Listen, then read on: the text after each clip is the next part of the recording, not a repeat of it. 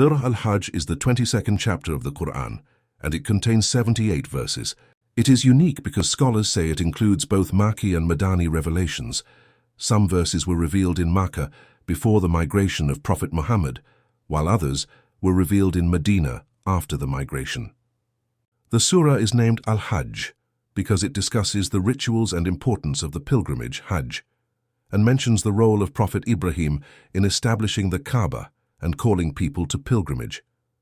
The surah mainly focuses on faith in Allah, the reality of the Day of Judgment, and the certainty of resurrection. It describes the terrifying scenes of the last day, warns those who deny Allah, and reminds people of Allah's power through signs in creation such as rain, life, and the universe. It also explains the purpose and spirit of Hajj and sacrifice, emphasizing sincerity and piety rather than outward rituals.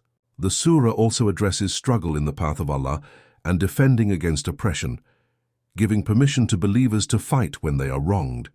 It highlights the qualities of true believers, such as humility, prayer, charity, patience, and doing good, and ends by encouraging Muslims to hold firmly to Allah, worship Him sincerely, and strive in His cause.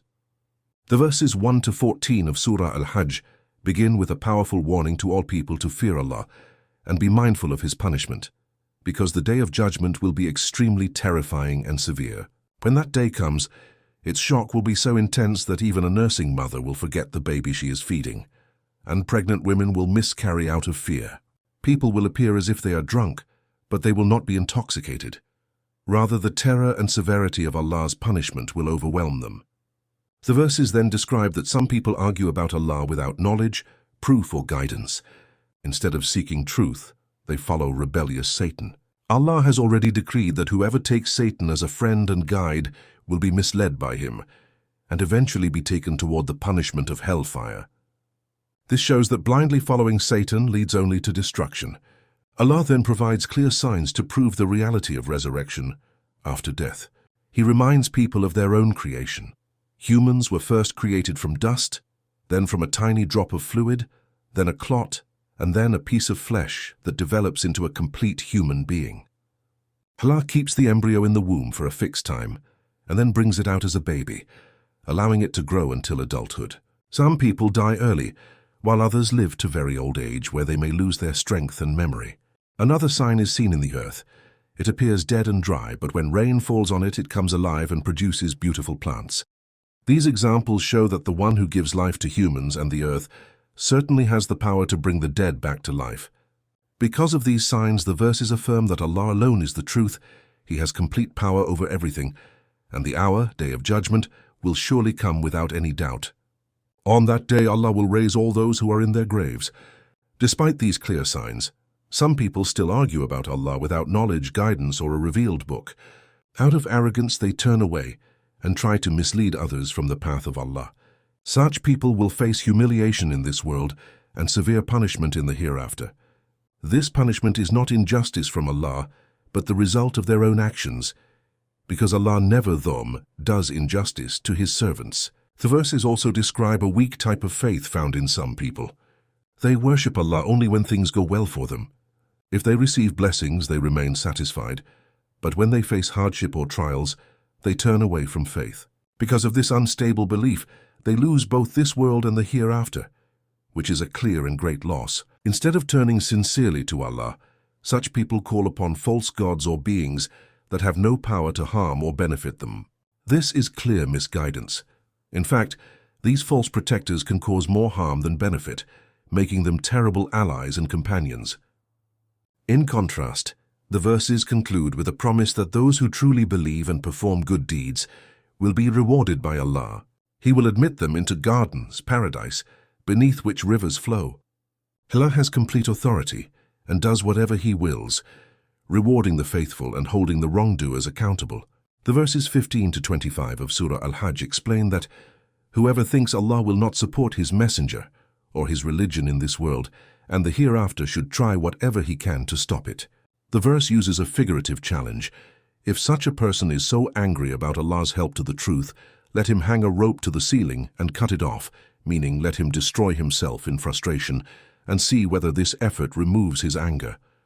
The message is that no one can stop Allah's plan or His support for the truth, no matter how much they try. Allah then states that He has revealed the Quran with clear and convincing verses so people can understand the truth, and guidance ultimately comes from Allah, who guides whom He wills. Next, several religious groups are mentioned: the believers, Muslims, the Jews, the Sabians, the Christians, the Magians, fire worshippers, and the polytheists. Allah declares that He alone will judge between all of them on the day of resurrection, because He is fully aware and witness over everything they do. The verses then remind us that everything in the universe submits to Allah, all creatures in the heavens and the earth, the sun, moon, stars, mountains, trees, animals, and many human beings. However, some people refuse to obey Him, and for them punishment becomes inevitable. Whoever Allah humiliates because of disbelief and rebellion cannot be honored by anyone else, because Allah has complete authority and does whatever He wills. Then two opposing groups are described: the believers and the disbelievers who argue about their Lord. The disbelievers will face severe punishment in hell. They will be given garments made of fire, and boiling water will be poured over their heads. This will melt their insides and their skin, and they will be struck with iron whips. Whenever they try to escape the suffering out of grief and pain, they will be forced back into it and told to taste the punishment of the blazing fire. In contrast, those who believe and do righteous deeds will be admitted into paradise, where rivers flow beneath the gardens. They will be decorated with bracelets of gold and pearls, and they will wear garments of silk. They will also be guided to pure and good speech, and to the path that leads to Allah, the one who is worthy of all praise. Finally, the verses warn those who disbelieve and prevent others from the path of Allah, especially those who stop people from worshipping at the sacred mosque in Makkah. Allah made this holy place equal for all people, both the residents and visitors. Anyone who intends wrongdoing or injustice, there will face a severe and painful punishment from Allah. The verses 26 to 38 of Surah Al-Hajj describe the origin and purpose of the sacred house, the Kaaba. Allah reminds that He showed Prophet Ibrahim the place of the house and commanded him not to associate anything with Allah and to keep the house pure for those who perform tawaf, circling the Kaaba, stand in prayer, bow, and prostrate. This shows that the Kaaba was established as a place of pure worship, devoted only to Allah. Allah then commanded Ibrahim to announce the pilgrimage, Hajj, to all people. As a result, people would come from every distant place, on foot and on lean camels, showing their devotion to Allah. They come so they may gain spiritual and worldly benefits and remember Allah during specific days, while sacrificing the animals He provided for them. From these sacrificial animals, they should eat themselves and also feed the poor and needy. After completing the sacrifice, pilgrims are instructed to finish their rituals, such as shaving or trimming their hair, fulfilling any vows they made, and performing tawaf around the ancient house, the Kaaba. Allah then emphasizes that whoever honors the sacred commands and limits set by Allah will receive goodness with their Lord. He clarifies that cattle are lawful to eat, except those specifically prohibited. Believers are also commanded to stay away from the impurity of idols and from false speech, and to remain sincere in worshipping Allah alone without associating partners with Him. The verse explains that a person who commits shirk, associating partners with Allah, is like someone who falls from the sky and is destroyed, showing how dangerous and destructive this act is. The verses further state that respecting the symbols and rituals of Allah, such as Hajj and sacrifice, is a sign of true piety in the heart. The sacrificial animals provide benefit until the appointed time for sacrifice near the sacred house. Allah explains that every nation in the past was given acts of worship so they could remember Allah over the animals He provided for them. However, the message remains the same for all. There is only one God, so people should submit to Him alone. Good news is given to the humble believers whose hearts feel awe when Allah is mentioned, who remain patient during hardships, who establish prayer, and who spend from what Allah has provided them. The camels used for sacrifice are described as among the signs of Allah, and they bring great benefit to people. Believers are instructed to mention Allah's name when sacrificing them, eat from the meat, and share it with both those who are content with little and those who ask for help. Allah has made these animals subservient to humans so that people may be thankful. Allah clarifies that the meat and blood of the sacrifice do not reach Him, but what truly reaches Him is the sincerity and piety in the hearts of the believers. These acts are meant to show gratitude and glorify Allah for guiding people to the right path. Therefore, glad tidings are given to those who do good deeds and help others. Finally, the passage ends with reassurance that Allah protects and defends the believers, and that He does not love those who are treacherous and ungrateful. The verses 39 to 51 of Surah Al-Hajj give the first permission for believers to fight in defense. Allah allows those who have been attacked and oppressed to fight back, because they were wronged and expelled from their homes unjustly. Their only crime was that they believed and said, "Our Lord is Allah." Allah assures that He has the power to help them. The verses also explain that if Allah did not allow some people to resist others, many places of worship, such as monasteries, churches, synagogues, and mosques where Allah's name is remembered, would have been destroyed. This shows that resisting oppression helps protect religious worship. Allah promises that He will surely help those who support His cause, because He is all-strong and mighty. The believers who deserve Allah's help are described as those who, if given authority in the land, will establish prayer, give charity, zakat, encourage good, and prevent wrongdoing.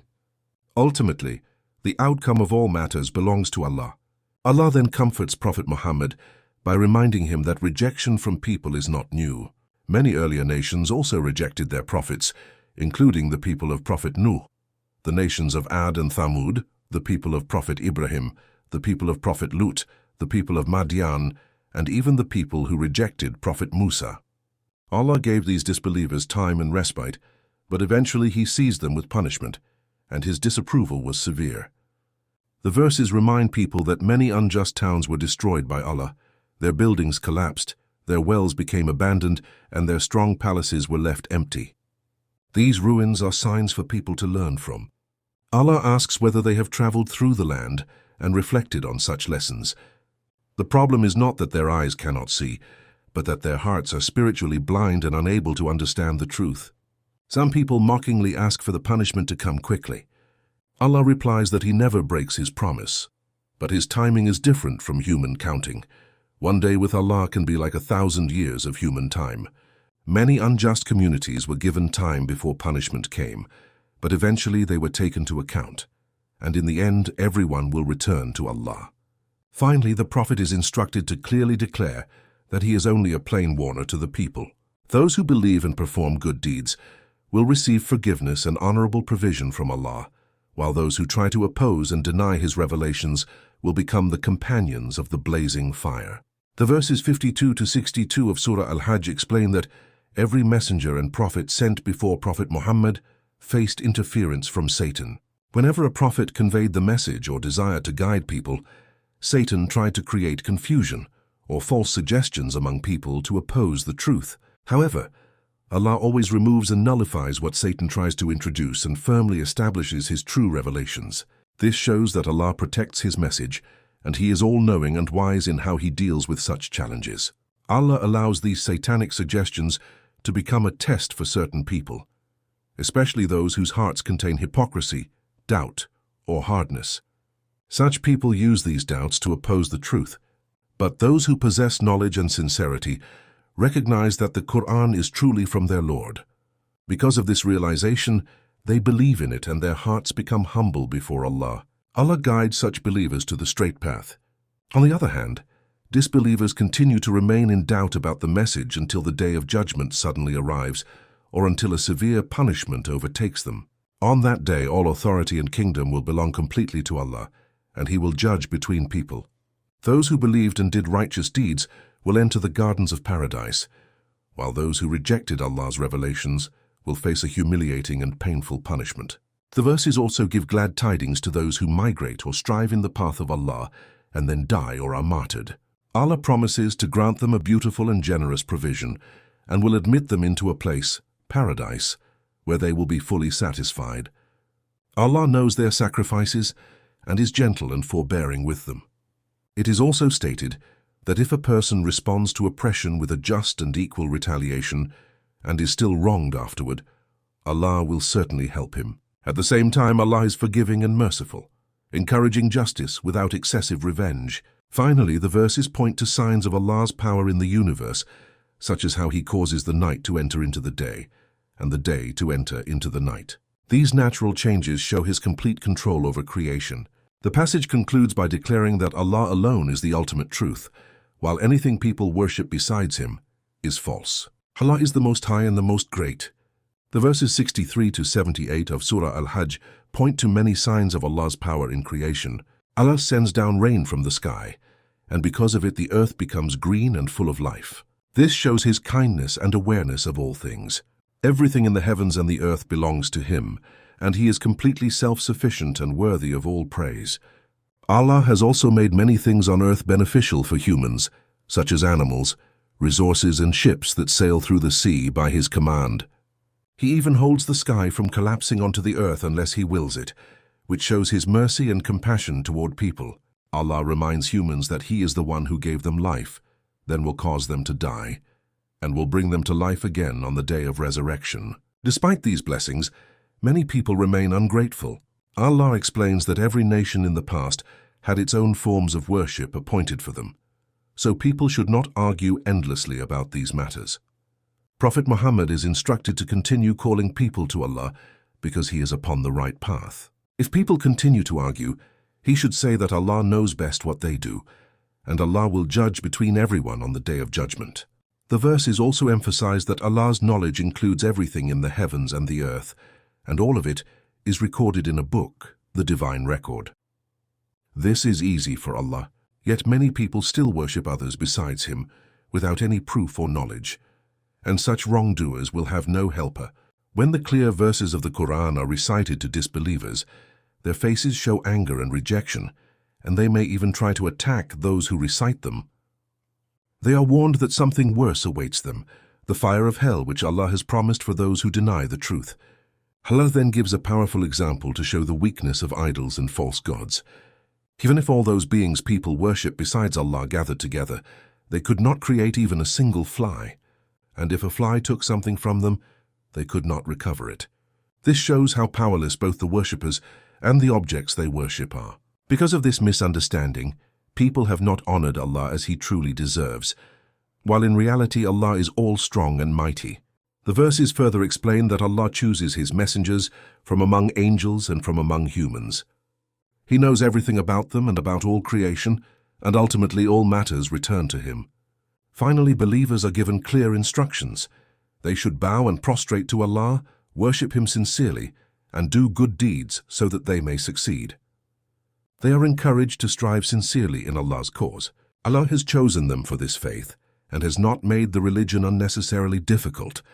This is the religion of Prophet Ibrahim, and Allah named the followers of this faith Muslims. The messenger is a witness over the believers, and the believers are witnesses over humanity by conveying the truth. Therefore they must establish prayer, give charity, zakat, and hold firmly to Allah because he is their protector and helper, and he is the best guardian and the best helper.